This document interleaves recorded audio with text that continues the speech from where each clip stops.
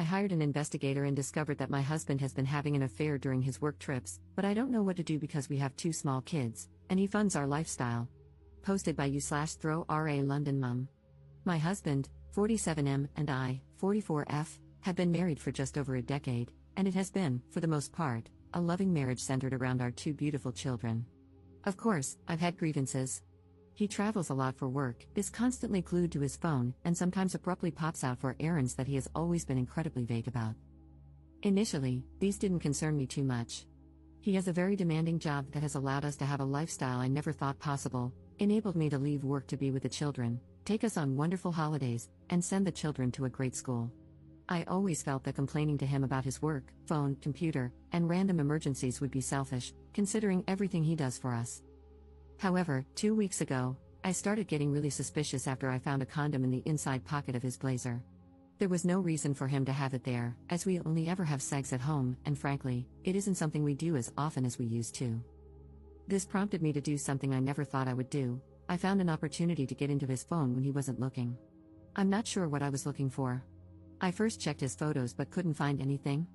Then I decided to check his messaging apps, WhatsApp, Telegram, but both were password locked, which I found very odd. Only a message could be accessed, but there was barely anything there. At this point, I had a sinking feeling that something was up. Last year, a friend was in a similar situation and used a digital investigator to learn more about her absent and secretive fiancé. The investigator discovered that this man had been living a complete double life, with a long-term girlfriend in Edinburgh and, unbelievably, an entire business he had set up and was earning money from. She had no idea about the business or all the money he was making, and no doubt spending on his girlfriend. I asked for the investigator's details and requested that they pull together anything and everything they could find about my husband. The investigator spent about a week digging online and came back to me with a report that changed my life forever. I got a call from the investigator, warning me that my husband's report would be a very difficult read and that I should open it in private at a time when I would be able to process it fully. Since receiving it, I have barely been able to eat, sleep, properly take care of the kids, or speak to him, and yet he is so absent-minded that he doesn't even realize something is wrong. It turns out that my husband of over 10 years has been, 1. Having an affair with a woman 15 years his junior. 2. Financing this woman's lifestyle and her failed business venture. 3. Attending sex parties with her, where they have sex with other partners. 4. Posting in a revolting online sex forum, including pictures of his privates and details of his addiction to porn and escorts to his creepy online friends. And 5. Based on his posts online, he has clearly been spending thousands on escorts as far back as 7 years ago. I have no idea where to go from here. I don't know what to do. I have no idea how to confront him about this or if I should see a lawyer first. I know the obvious decision is to simply divorce, but our children are 9 and 7. I have loved him since we first met 14 years ago, and I know that I have a place in his heart too, in spite of these actions. If he is truly an addict, then maybe there is a way to get through this if he agrees to treatment? I am a complete mess, and I can't talk about this to anyone in person just yet. Any advice you have for me would be really appreciated. Relevant comments. Commenter. You are allowing your love of a cushy, expensive lifestyle to cloud your good judgment. You deserve better. Your children deserve a happy home, which this will never be with a parent who is any kind of addict. You will lose respect for yourself if you stay. Your peace of mind will have been sold for 20 pieces of Gucci. Get through the holidays any way you can. If your hubby becomes suspicious, blame it on holiday stress. Give your kids one last nice holiday season. Right after the first of the year, call a few divorce attorneys and interview them. Bring the investigative reports. Hire the one with whom you click the best. Follow your attorney's advice to the letter. They're an expert, that's why you hired them. Don't listen to family, friends, or strangers on the internet. Get yourself into individual therapy to help you deal with the betrayal. Have your children see a child therapist to assess whether they need ongoing care.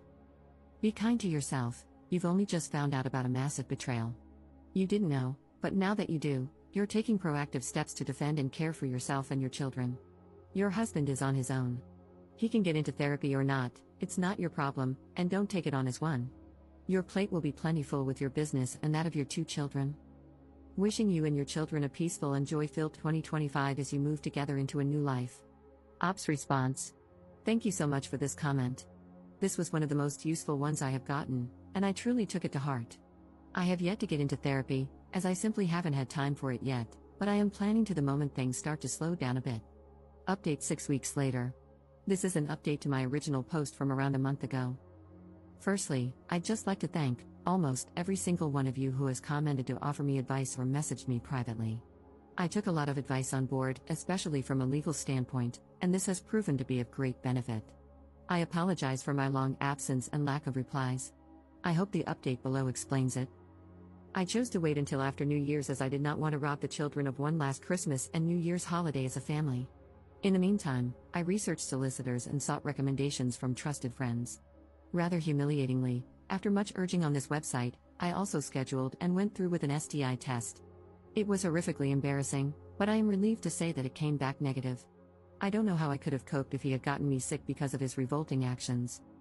He made my job incredibly easy by flying out for a work trip, not that anything he says could ever be trusted, on the 2nd, and I immediately got the ball rolling, met with the solicitor, packed up all of his belongings into 6 suitcases, had the locks changed, and spoke to a child psychologist to work out the best way to explain things to the kids, who are far too young to understand the full picture, of course. Fast forward to a week later, and upon his return, I, having made sure the children were picked up by my mother after school, greeted him with a hallway full of suitcases and divorce papers.